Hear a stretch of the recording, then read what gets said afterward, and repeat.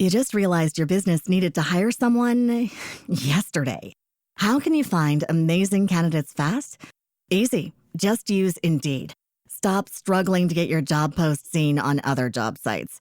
With Indeed sponsored jobs, your post jumps to the top of the page for your relevant candidates, so you can reach the people you want faster. According to Indeed data, sponsored jobs posted directly on Indeed have 45% more applications than non-sponsored jobs. Don't wait any longer. Speed up your hiring right now with Indeed. And listeners of this show will get a $75 sponsored job credit to get your jobs more visibility at Indeed.com/kidsandfamily. Just go to Indeed.com/kidsandfamily right now and support our show by saying you heard about Indeed on this podcast. Terms and conditions apply. Hiring? Indeed is all you need. Are you ready to learn the 3 secrets to launching a successful podcast? Hi, I'm Bill, a recent client of the Podcast Mogul. If you've been thinking about starting a podcast but aren't sure where to begin, he's got you covered. He is hosting a free webinar where he will share the 3 secrets that can help you launch, grow, and monetize your podcast without any fancy equipment or technical headaches. Click the link in the show notes to save your spot now and let him help get your podcast off the ground. Welcome to Invest in Yourself, the Digital Entrepreneur Podcast. Join the Podcast Mogul Phil Better as he interviews successful entrepreneurs that make their living in the digital world. Now, let's join your host, Phil Better, and his special guest today on Invest in Yourself, the Digital Entrepreneur Podcast. Welcome back to Invest in Yourself, the Digital Entrepreneur Podcast. I am, of course, your host with the most, Phil Better. And today we have a very special guest joining us. He is the co-founder of Designing for Decks, a boutique pitch firm that has helped founders and investors build pitch decks, raising upwards to $2 billion. Yes, that's a B, ladies and gentlemen, that's billion. As well as founder of Read with Love, a unique cloning audiobook service for busy, educated-minded parents. Our guest is active in the startup and digital entrepreneur scene seen as a consultant, mentor, and founder. So please give a warm welcome to our guest, Sam Eisenberg. Sam? Hey, Phil. How you doing today? I am doing great. I know it's very early or maybe very late, depending on how you want to look for it for you. So we'll try and make sure we don't keep you up too late or so that you can get some rest before the start of your day. But I want to welcome you to the show. Thank you so much. I super appreciate the introduction. I feel like I should always bring you with me. Hey, if you want to pay me to travel around introducing you into the world, I have no problem with that. But I want to give you a chance to introduce yourself to my audience. So please tell us a little bit about yourself. Absolutely. Yeah. So as Phil said, I currently have 2 businesses that keep me quite busy. The first one is going to be Design for Decks, where we design investor and pitch decks. That means both for startups who are raising capital from investors and from investors who are raising capital from other investors. And the second business is Read with Love. That's a more recently launched business where essentially many busy parents don't find themselves unable to make it to bedtime or find themselves on business trips. And what we do is we take a parent's voice sample, we clone it, and then we create stories for their children so their children can have something that sounds pretty similar to their voice and allows them for, have a more personal bedtime experience than if they weren't there. I love that. And we're going to talk about both of those points because I want to know the spark or the origin point of these companies that you currently run. But I want to go back to the beginning and wondering, why did you start to become a digital entrepreneur? What was it that drove you over here? I love the question. So the truth is that it kind of just fell into my lap initially. When I was quite young, 12 years old, actually, my brother-in-law, who had a pretty strong career in the world of physical commerce, in terms of, stores, he went out on his own, he started his own store, and his results were just not what he needed them to be. So someone advised him, said, "Hey, Steven, maybe you should be opening a website." And he said, "Listen, I'm already running a store. I'm doing whatever I can here. I don't have that much time to dedicate to it." So he built a store. He used a Yahoo site builder. And then he at one point he turned to me and said, "Hey, Sam, you're interested in a lot of things. Are you interested in getting involved?" And I said, "Oh, I'd absolutely love to." So at 12 years old, I was very cheap labor. And honestly, I was super excited by it. I was super excited by the responsibility. I was super excited by the opportunity. And I knew I had a ton to learn from him, which I did and I do. So I dove in, spent a lot of time learning different ways to market a business with zero marketing budget. I tried a lot of things that were absolutely terrible. And to make a long story short, it took 3 months of effort till we got our first sale. And the way I got that sale was by posting on Craigslist local sites and getting kicked off a lot of them as well. We doubled down on that tactic. We started getting like a sale a month, and then we started finding some better channels. And 17 years later, the store is still running. It's multi-channel. I'm no longer a part of the business, but that's where I started in the world of digital entrepreneurship way back then. So you've been doing this for at least a decade, I'd say, right? Maybe closer to 2 decades. How did you get from taking care of an online store and figuring out how to market in the OG days of marketing websites to helping founders pitch or investors pitch? Where did that leap happen? Because that's quite a huge difference. Yeah, so I'll skip a few steps along the way, but starting from somewhere, I was working in organizations helping them design educational content, courses and the likes for their audiences. So I was doing that and enjoying it a lot. Anyways, one of my friends took a leap of faith, left his career, and decided he also wanted to go and launch a course. So he hired me. He basically hired me as a consultant to help him build and launch this course. And while we were doing this, he got a very interesting offer, not even me, to work with a very prestigious organization. And he said, to tell you the truth, Sam, I don't really want to do this myself. I think it would be helpful if I had you as well. So we pitched, we sent in our proposal together. Ultimately, they rejected us. They didn't end up accepting us. But first of all, we had a huge ego boost from the fact that they considered us, or really considered him. It's a huge, hey, we want to work with you, pitch us. And then they say no, whatever. They still had that. Wow, that's awesome. Yeah. And even the no was just based, they chose someone who gave them a lower quote. And we were like, honestly, we didn't want to work at the lower price. And second of all, we learned that we really enjoy working together. So while I was still doing my primary job, we opened a growth marketing agency together. He was in many ways the growth marketing expert. I did have some experience. And then I was on the operations side. I love building systems. I love making things work. I love dealing with people. So we had this going quite nicely, and we had a really nice client flow. And then lo and behold, a client fell in our lap. His name is Jack Zerby, and he is a world-class designer, taught at FIT, has 35,000 plus students on Skillshare, head of design at Vimeo, head of design at Gumroad. And he said, I really love teaching. I really want help building a course. And my partner turns to me and says, Sam, this is you. So we met with Jack, and we started building out a masterclass, and we started selling it, and everything was all good. And then I turned to Jack and I said, Jack, we're teaching people. One of the things we were teaching was how to build pitch decks. I said, why don't you do it? He said, well, I am doing it, and I was doing it. He said, but I found the process to be so stressful. The different dealing with the clients in the middle of their raise, there's a lot of pressure that I just don't enjoy doing it. So I said, Jack, you do this well. Your clients love you. You have leads, a lot of leads coming in. Let's try to figure out if we can make this something you enjoy. So I sat with Jack, went through his process, broke it up into a lot of steps, and figured out what are the pieces that are working well, what are the pieces that aren't working well. And we said, let's try this experimentally. We started building it out. And all of a sudden on one of our master classes, our client jumps in and said, I need you guys to do my deck, and offered us a very, very nice sum of money to do it. Jack couldn't say no. And we had this experimental framework in place. And we did the first one, and, it had its road bumps. And then we did a second one and had its road bumps. And then as we're smoothing them out, he said, yeah, I think this could be a business. And ultimately we partnered up, set up the business largely as I would say a side hustle. And now 2 years later, and over $2 billion raised later, it's a pretty, I wouldn't call it something that takes up my full time, but it is a pretty, it's a business.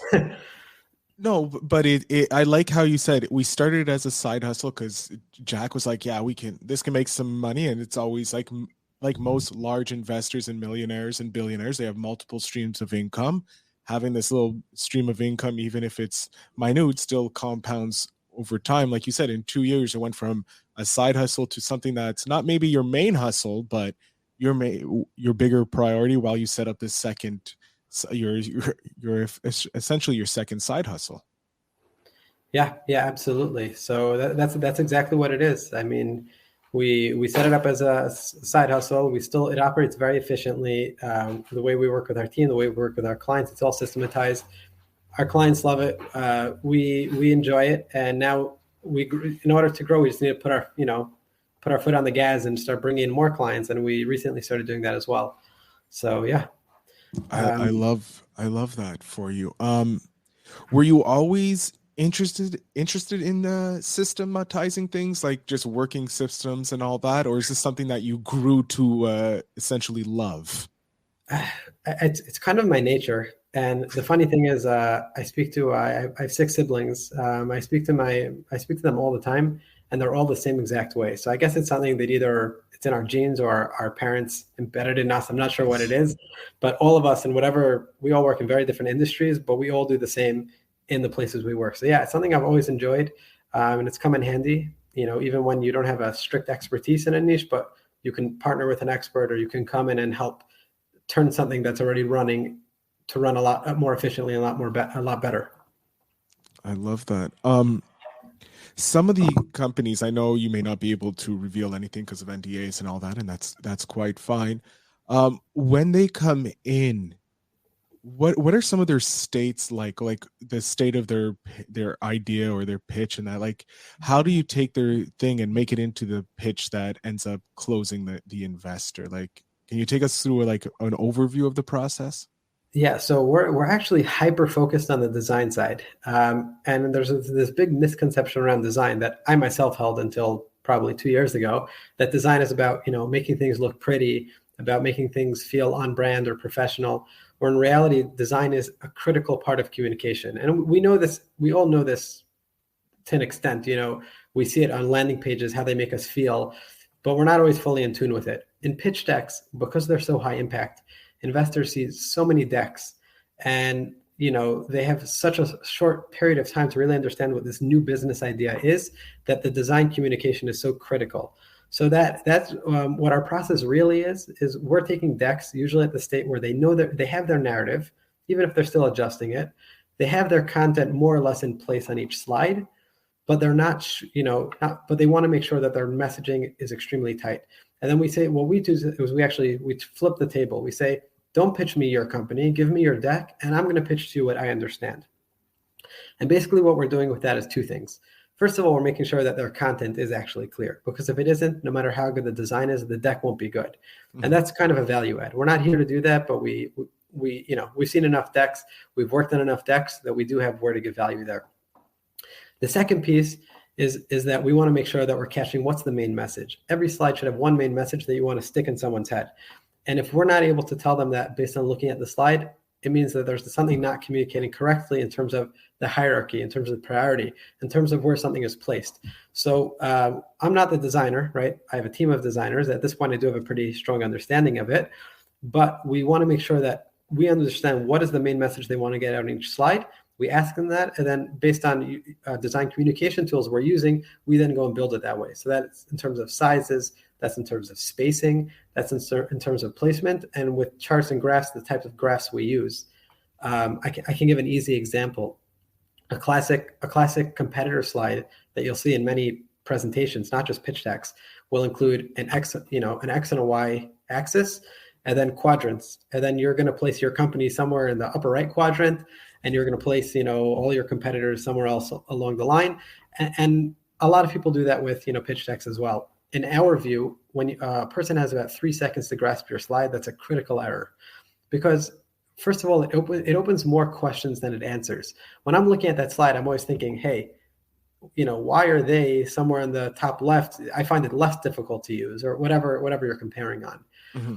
The second thing is that it makes it a little bit difficult for me to have that message in my head that we're much better and why. You're only comparing on 2 different factors, whether that's speed or price or turnaround time or whatever it is you're comparing on. Whereas a simple chart that any of us can build communicates much more effectively. You put your company on the top row or the leftmost row, depending on how you structure it. And then you go, you differentiate yourself in 5 or 6 different features that you have. Your competitors only have 1 or 2 or 3 of those. And right away, A, I understand why you're different and better. And B, the headline is, wow, you are so much better than your competitors. You check up a lot more boxes than they do. So that's just like a simple way to illustrate what design means. And that's what we're really focused on doing, making sure that we're taking their content and using design to drive that point home. I love that, how you're using content, which is such an important place right now in the world, and to grow businesses, but also to grab the attention of who you need to talk to, and that differentiate with the because I've seen those 4-quadrant graphs, and it's like, okay, yeah, that's pretty, and it's spaced out, but like it doesn't tell you anything. Like you said, it doesn't give you any information, whereas like a simple drop down chart where checking boxes tells you so much in like 30 milliseconds. When you were connecting with these individuals who most of us here don't have, or it's the next level when you're dealing with someone like Jack or even bigger, was there a moment in your life where you're like this an imposter syndrome popping up? Ooh, absolutely. Absolutely. We've all heard all the different mantras and rules around what makes someone an expert. Malcolm Gladwell's, right, 10,000 hours, which I don't buy into, but that's for another conversation. All these various different ones. I've been in the pitch deck industry now just over 2 years. Okay, I knew a little bit about it before, but I spent those 2 years saying, I don't want to be just the operations person. I don't want to be just the person who speaks to the clients. I need to understand this. So I spent a lot of high impact hours learning from my partner, helping him design educational curriculum, helping him design workshops, learning from all the biggest experts in the world, the biggest investors and biggest pitch deck experts. And I'm now at a point where I can confidently say, I'm not top 10 in the world, I'm not top 20 in the world, but I'm pretty confident I'm at this point top 1,000 in the world, which I know is not, maybe it doesn't feel like a huge feat, but to me, the fact that I've gotten there in 2 years is pretty big. And I'm leaning on my partner who, in my opinion, is top 10 in the world. But that's my subjective opinion. If in 2 years you went from top billion to top 1,000, that's amazingly impressive when you're just hyper-focusing and investing in yourself. Yeah, exactly. So it's just the knowledge is out there. You just need to know who to follow and who to learn from and how to leverage it and how to make sure you're getting that and absorbing that information. So that's what I did. And now it's come to a point where I'm not just recognized as, the operations person. Against my will, I have people reaching out to me for pitch deck advice, people who, either wouldn't pay for our services or may not be a good fit for us for various other reasons. And I found myself helping a lot of entrepreneurs. And one after another, they say, wow, Sam, that's extremely helpful. And the reason I know they mean it is because they either always come back to me for follow-ups or refer me friends. And once I got to that point, I started mentoring around that. I mentored in a few communities. And then one thing led to another, and I started getting invites to present to live audiences. And I did 2 of those last month. I just got, not last month, I'm sorry, 2 months ago. I just got an invite to another very large event in May. I have an invite to an event next month as well. And each time there's some elements of imposter syndrome. It's like, hey, Jack is the expert. I'm the operations guy. But each time after my presentation, when I get the feedback from the crowd, from the organizers, from whoever it is, that's always extremely reassuring. So the answer is yes. Imposter syndrome hits me all the time. And all the time afterwards, I'm always like, Sam, what are you overthinking this? People appreciate it. People are leaving you positive feedback, thank God, left and right. Like, people are raising money using advice you've given them. So, I hope at some point it disappears, but I'm not sure it will. Now that you have, designed for decks and it's pretty much nearly automated and you're getting this enjoyment of talking on stages, presenting in that, and helping more and more entrepreneurs, you started Read with Love. How did that come about? Like, why did you decide to create AI voices for stories for parents? Yes, it's a really good question. And the background of that is important too. So at this point in my life, I'm kind of trapped in the world of digital entrepreneurship, meaning I was born and raised in New York, moved later in my life to Israel, which obviously has a thriving tech scene as well. And 2 years ago, my wife decided after we have 2 kids, she decided she wanted to study in medical school.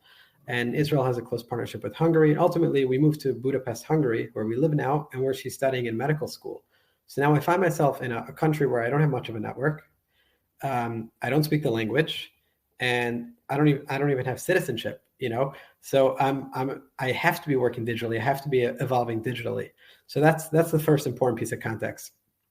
The second important piece of context is because my wife is in medical school, I've now found myself taking on the role of very, very busy parent. We do thankfully have a lot of help. My kids do go to school, but as any parent knows, kids get sick and whatever else. And I'm, trying to do that while maintaining my businesses and my mentoring, consulting, and whatever else.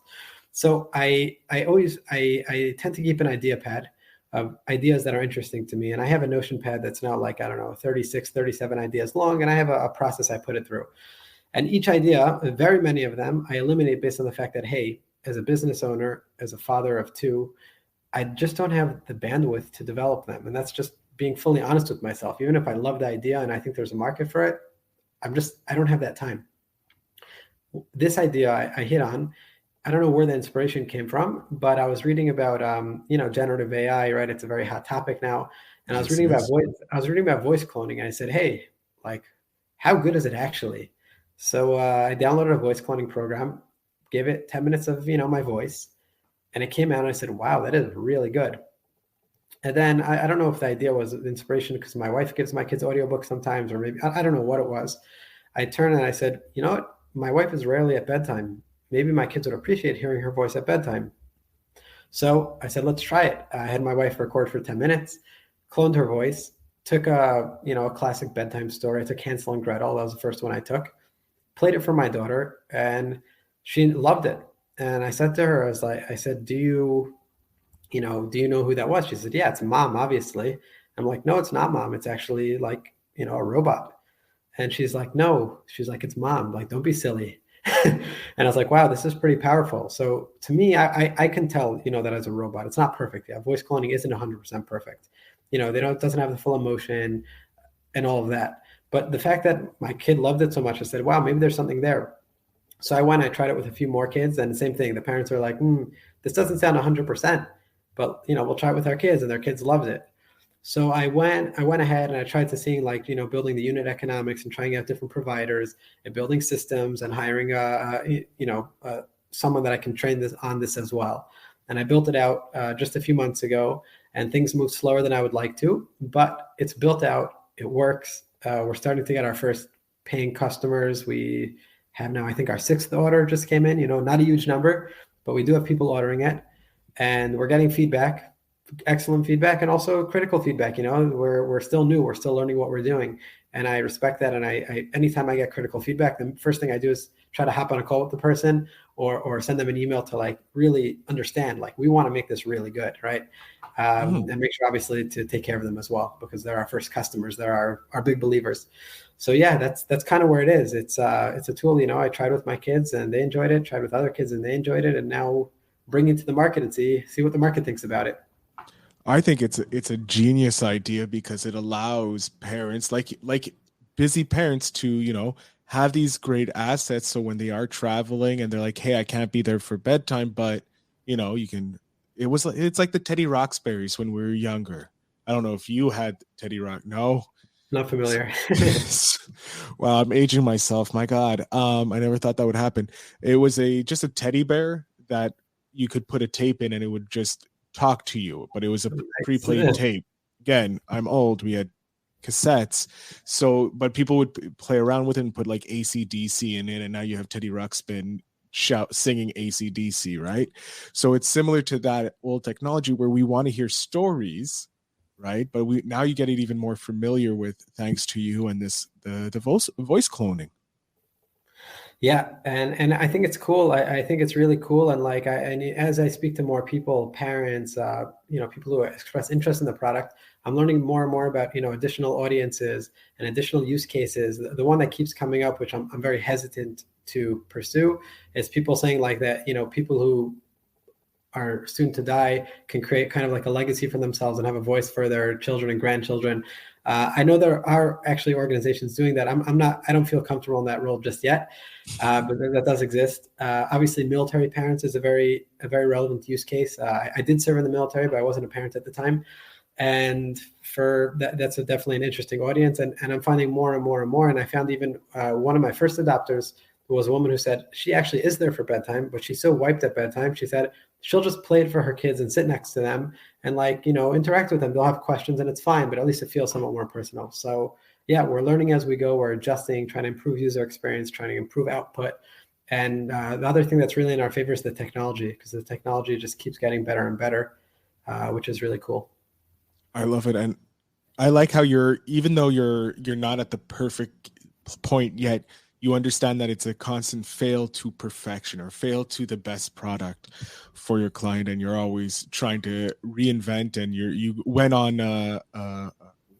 probably a hub together idea to where you are today, and you're still making it, refining and refining. I love that. Absolutely. Yeah. And I'm hoping that I'm going to keep doing this. I envision this will keep going for a long time. That's my intention. That's why I built it. But, if I at some point feel that the time isn't right, then I also won't have to shut it down. It's something that exists in the digital space. I have the SOPs, I have everything built. And, maybe I'll say I don't have enough focus to give to it, or maybe the market's not taking as fast as I wanted to. But because the technology is improving so much and because the market is evolving, it's something I can always quickly revisit if I do go that route.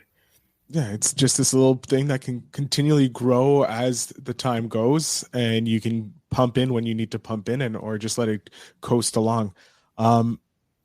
We are coming to near the end. I do want to hear a memory or something that happened that cemented your why you're a digital entrepreneur. Wow. There's a lot of them. There really is a lot of them.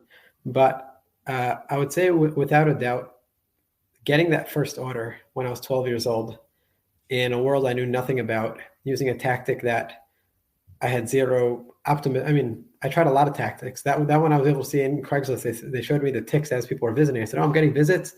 Some of those eyeballs will turn into buyers, or I hoped. And there was a lot of optimism around it, but also a lot of doubt at the same time. I don't know who's this random, I'm posting at Chicago boards and Los Angeles and Phoenix and wherever else. And all of a sudden you say, hey, someone actually went and ordered based on a post I did. Someone I've never met, someone I have no interaction with. I didn't spend $1 on this. I just posted and they went and ordered from our website. And that was definitely after 3 months of trying so many tactics and finding something that worked, or, at face value worked.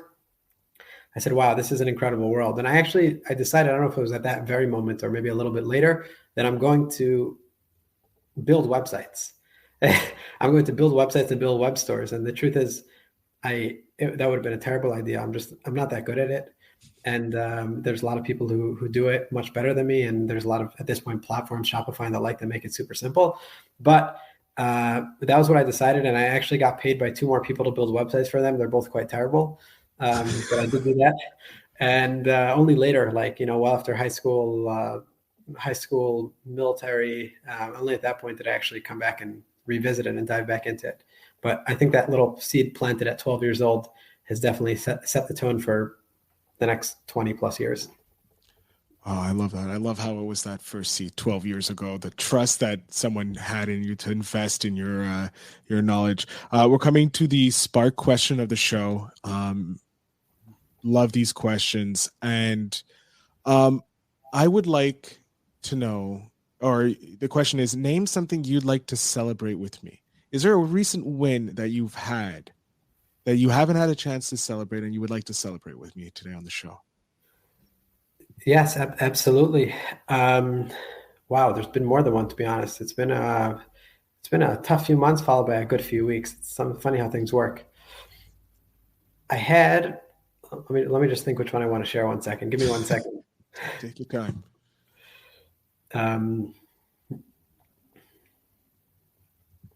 Yes, this is definitely it. I had today, actually, a person reach out to me and said that found me on a mentoring platform where I do mentoring for free. and said, I want you to review my pitch deck and I want to pay you for the consulting. This was someone I didn't have to let them know I offer it. They didn't ask me for, it wasn't me a landing page, which I'm actually just building. It wasn't me, someone knew me before. They saw me online, they saw my profile, they saw my feedback, and they said, I want you to review it. And I don't want to wait for a call next week. I want to pay you to review it. And they actually have already paid. They've already sent me their deck. And to me, that's definitely a huge turning point. So thank you for asking me that. I'm reflecting on that now and I'm quite excited about it. Awesome. I love it because just recently, I started celebrating my wins because I was like, oh no, to even landing a client, I'm like, okay. I need to continue. And I didn't take the time to celebrate that. So I love how I got you to take the moment to celebrate that, and you're going to continue to think about it, because I did the exact same thing and posted about it, because I think it's important to celebrate, even though you're dealing with like people who are making billions and billions of dollars and moving big things. The little wins for your small business that you're growing as well is just as important. Thank you, Phil. Yes, I appreciate it as well, because I didn't fully reflect on it until this very moment. So really, thank you. You're welcome. Sam, I'm going to jump off the screen. I'm going to let my audience know where they can follow you, check out any of your businesses and how that you can help them. Okay. Absolutely. Thank you so much, Phil. I appreciate that.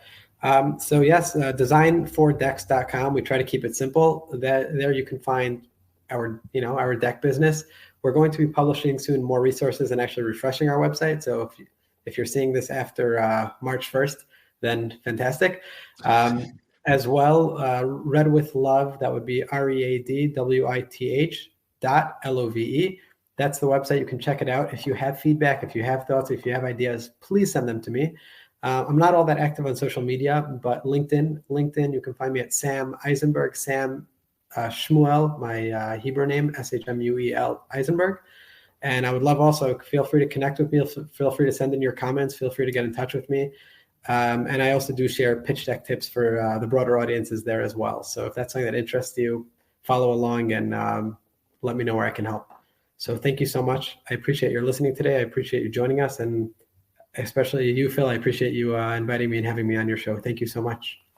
Sam, it was a pleasure. I had an enjoyable time talking with you, learning about your story, how you created Pitch Deck, how you grew into the role, and how you created a new one from just taking something that you needed to get done for your kids and knew how important it was for yours. I thank you so much for sharing that with us. Thank you. Thank you, Phil. To my audience, as you know, the show notes will have all the links to connect with Sam, specifically his LinkedIn, because that's where most of his content is. I highly suggest you start following him, because if you're looking to pitch something, he can help you out there. So make sure to check out that. And as always, remember to invest in yourself.